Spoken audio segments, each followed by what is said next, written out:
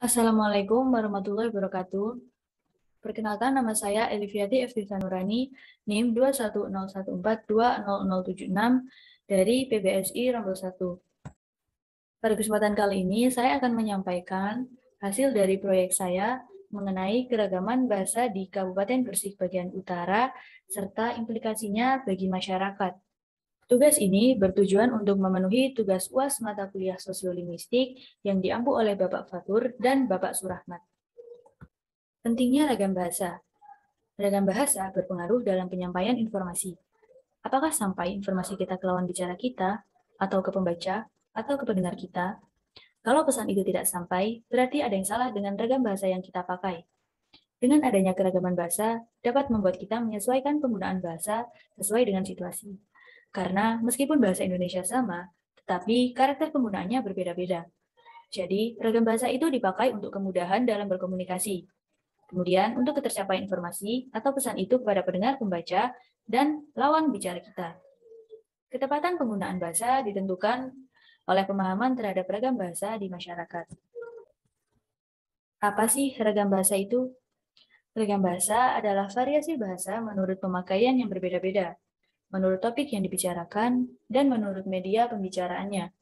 Jadi, ragam bahasa ini bentuknya beragam atau bermacam-macam dikarenakan beberapa hal atau faktor.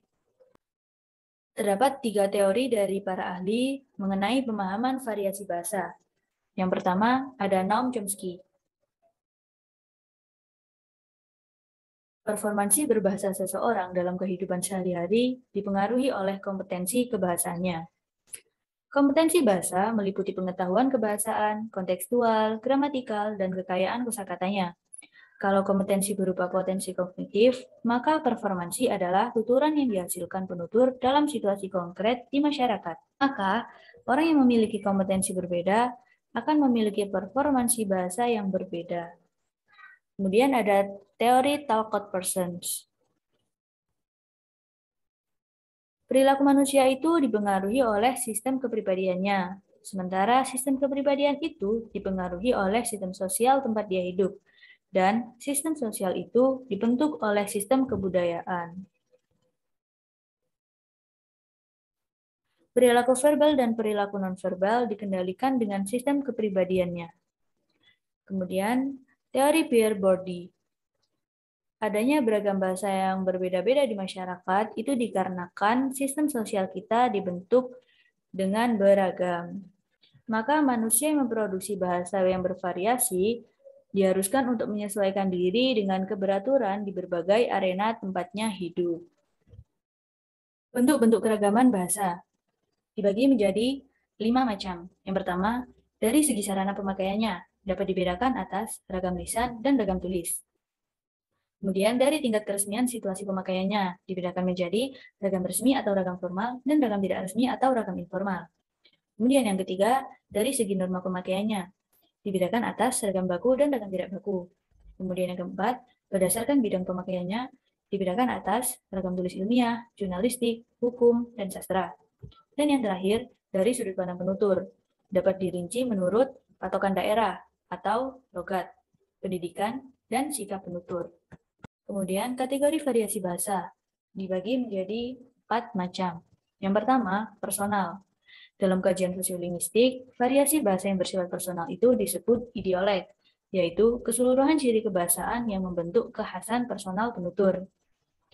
Yang kedua, geografis. Variasi bahasa menurut geografis itu disebut dialek, yaitu orang yang tinggal di lokasi yang sama cenderung memiliki variasi bahasa yang sama. Kemudian yang ketiga, temporal. Variasi berdasarkan temporal atau waktu dalam kajian sosiolinguistik disebut dengan kronolog. Kronolog adalah variasi bahasa berdasarkan era atau zaman penggunaan. Yang keempat, sosiokultural. Variasi-variasi berdasarkan sastra sosial budaya atau biasa disebut dengan akroleg. Akroleg itu jenis variasi bahasa yang lazimnya digunakan di kelompok masyarakat yang bergengsi. Kemudian ada lawan akroleg, yaitu basilek. Variasi bahasa yang lazim digunakan kelompok yang kurang bergengsi. Kemudian ada vulgar, yaitu bahasa yang digunakan masyarakat yang kurang terpelajar. Ada slang atau short language, yaitu bahasa yang digunakan pada kelompok tertentu bersifat khusus dan rahasia. Kolokial, yaitu bahasa yang digunakan dalam percakapan sehari-hari. Jargon, yaitu bahasa yang dikelompokkan oleh sosial tertentu.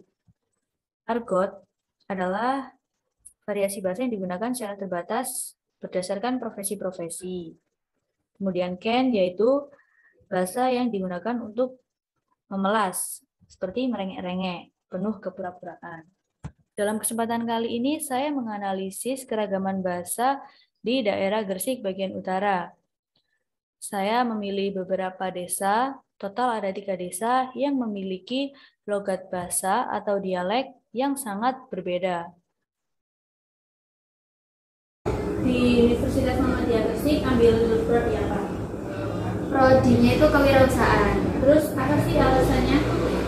Alasannya itu ya sebenarnya bukan minat ke kewirausahaan. Prodi lain cuma di situ nggak ada. Jadi saya memilih untuk kewirausahaan soalnya saya sendiri sudah jualan online gitu. Untuk saat ini perkuliahannya modelnya seperti apa? Masih daring atau? Saat ini sih campur ya Mbak. Soalnya kan jaraknya juga lumayan. Jadi ada offline, ada online. Alhamdulillah, Allah maringi rezeki tetap berjalan walaupun ada seperti ini keadaannya, ya tetap lancar-lancar. Alhamdulillah, soalnya ya di apa memiliki penjahit desa itu ya seperti ngalir biasa, nggak turun naik turun nggak biasa. Soalnya kita itu cara mengelola garapnya itu nyampe, jadi ya begitulah seperti itu biasa-biasa aja. Alhamdulillah. Organisasi apa aja yang kamu ikuti? Dari awal masuk kuliah sebenarnya emang udah rencana sih ikut organisasi. Nah sekarang saya ikut organisasi di bidang eksekutif yaitu BEM FTP, BEM Fakultas, sama di bidang kepenulisan. Kalau manfaat dari ikut organisasi sendiri, biasanya orang-orang kalau ikut organisasi menambah relasi, tentunya benar banget sih nambah relasi.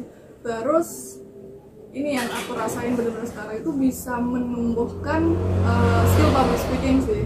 Jadi lebih bisa percaya diri, ngomong di depan umum, terus menambah wawasan juga tentunya.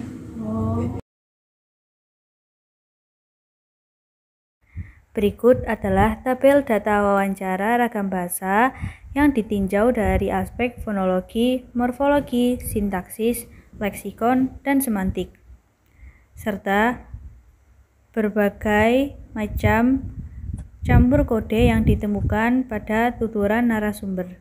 Campur kode yang muncul terdiri dari campur kode internal dan eksternal.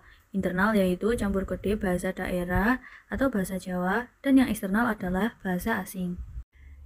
Jadi, melihat dari hasil analisis keragaman bahasa 3 narasumber yang berasal dari desa-desa yang berbeda tersebut, dapat disimpulkan bahwa yang pertama, keragaman bahasa menurut kategori variasi bahasa geografis, yaitu dialek, yang mana mereka berada di lokasi yang berdekatan namun memiliki variasi bahasa yang berbeda, seperti pada desa Ujung Pangkah, memiliki logat yang cenderung bernada tinggi dan memiliki tekanan di setiap akhir jeda.